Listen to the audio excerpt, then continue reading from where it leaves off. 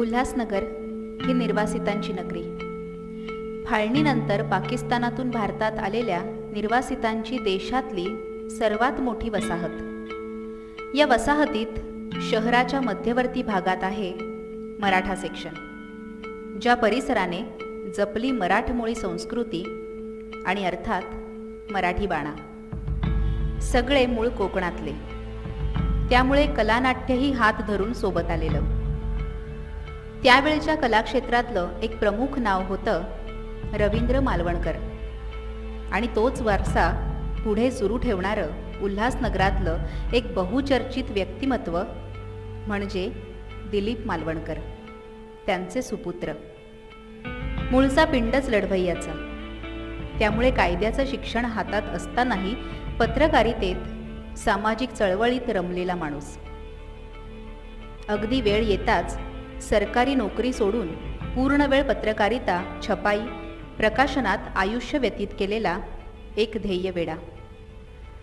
उल्हासनगरातल्या तत्कालीन सामाजिक राजकीय परिस्थितीत लहानपणापासूनच शिवसेनेचा ओढा असलेले दिलीप मालवणकर काही काळ लालचक्की भागात शिवसेनेचे शाखाप्रमुख सुद्धा होते.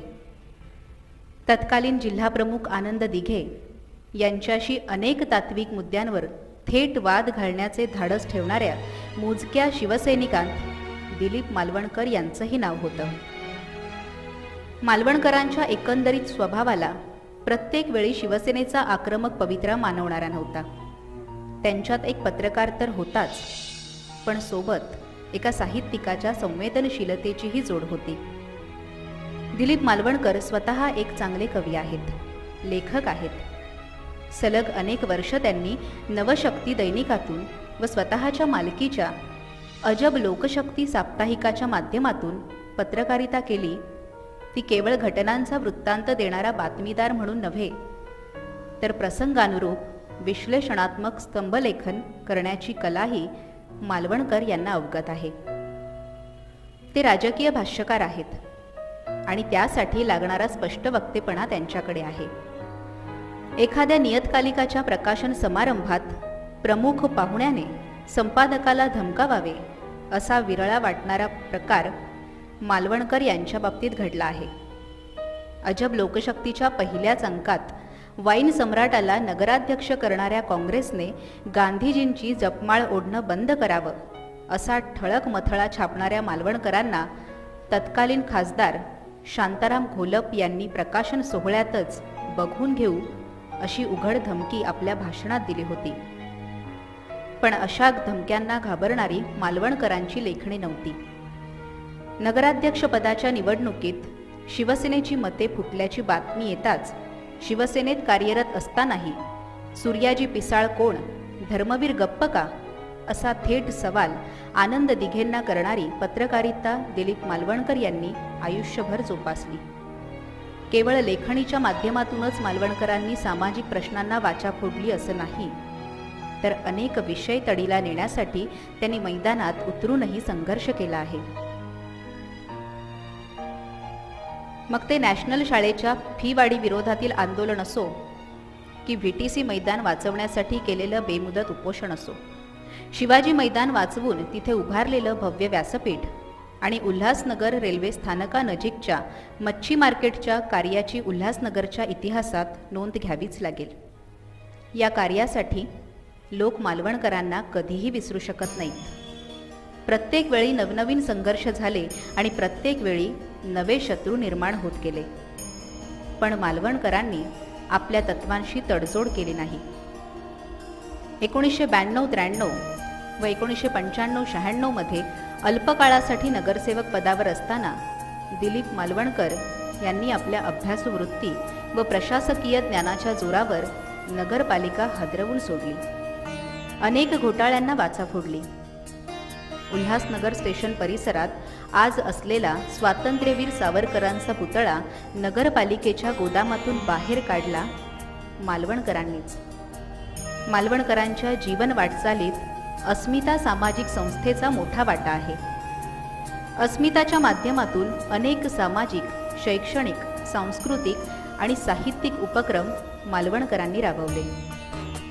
अस्मिताच्या स्थापनेपासूनच 26 जानेवारी 1983 पासून शालांत परीक्षेच्या विद्यार्थ्यांसाठी व्याख्यानमालेचा उपक्रम मालवणकरांनी अखंड 25 वर्ष चालवला. याशिवाय गरीब व गरजू विद्यार्थ्यांना वह्या वाटप, शालेय पुस्तक पेढी, निबंध स्पर्धा, सराव परीक्षा, गुणवंत विद्यार्थ्यांचा सत्कार आदी कित्येक शैक्षणिक उपक्रम अस्मिताच्या माध्यमातून राबवण्यात आले. प्रख्यात साहित्यिक रवींद्र पिंगे, कुमार केतकर, शन्ना नवरे, वी आ बुवा, प्रभाकर अत्रे, मुग्धा चिटणीस यांच्या साहित्याचा त्यांच्याकडूनच प्रत्यक्ष आस्वाद घेण्याची संधी उल्हासनगरवासियांना अस्मितामुळेच मिळाली. अजब लोकशक्तीच्या नियमित अंकातून तसंच दिवाळी अंकातून अनेक पत्रकार, लेखक, कवींना मालवणकरांनी मंच उपलब्ध करून दिला. किरण सोनावणे, कैलास मापदी, संतोष पवार, अजय दुधाणे ही त्यातलीच काही निवडक नावं. केवळ इतकंच नाही तर कला क्षेत्रातही अस्मिताचं मोठं योगदान आहे. एकपात्री अभिनय, एकांकिका, नृत्य, वक्तृत्व, जिल्हास्तरीय शरीरसौष्ठव, कॅरम, बुद्धिबळ या स्पर्धांचं आयोजनही मालवणकरांनी अस्मिताच्या माध्यमातून केलं. राजकारणाच्या पलीकडे जाऊन समाजकारण करणारा स्वभाव मालवणकरांनी अस्मिताच्या माध्यमातून जोपासला. परंतु सध्याच्या काळात समाजकारणावर राजकारणाने कडी केली आहे. सकारात्मक सामाजिक कार्य केल्यानंतरही मालवणकरांना महानगरपालिका निवडणुकीत पराभवाचा सामना करावा लागला. पराभवापेक्षा मोठं शल्य मालवणकरांना गुन्हेगारीसमोर शिक्षण व लोकोपयोगी समाजकार्य हरलं त्याचं आहे. पण मालवणकर खचले नाहीत. काम सुरूच आहे, उलट पूर्वीपेक्षा अधिक जोमाने. समाज माध्यमांच्या वापरातून चांगल्या माणसांचं जाळं त्यांनी पुन्हा विणलं. महाराष्ट्र साहित्य परिषदेला संजीवनी दिली. लिखाणात लक्ष घातलं. मालवणकरांचे आता मालवणी मसाला आणि आपलं उल्हासनगर हे लेखसंग्रह आणि प्रभंजन हा काव्यसंग्रह प्रकाशित आहे. नवसाहित्य प्रकाशनाच्या वाटेवर आहे. अनेक मानसन्मान त्यांचा हुरूप वाढवत आहेत. केलेल्या कार्याची दखल घेत आहेत. पण दिलीप मालवणकर जमिनीवर आहेत. वाढदिवसाचा भपका टाळून त्यांनी बुकेऐवजी बुक संकल्पना मांडली. वाढदिवस सामाजिक संस्थांना अर्पण केले. त्या माध्यमातून संस्थांना मदतीचा हात दिला जातोय. या सगळ्याचं समाधान मालवणकरांच्या चेहऱ्यावर दिसतं. या समाधानालाच ते आपली संपत्ती मानतात. आपल्या आयुष्याच्या यशस्वी वाटचालीचं श्रेय ते कुटुंबाला, आईवडिलांच्या आशीर्वादाला, मित्रपरिवाराला, विविध सहकाऱ्यांना, गुरुजनांना आणि प्रत्येक टप्प्यावर लाभलेल्या मार्गदर्शकांना देतात. म्हणतात ना, माणूस पण जपणारं मन तेवढं मोठं असतं. माणूस पण जपणारं मन तेवढं मोठं असतं आणि आपुलकीचं नातं खरं, बाकी सगळं खोटं असतं.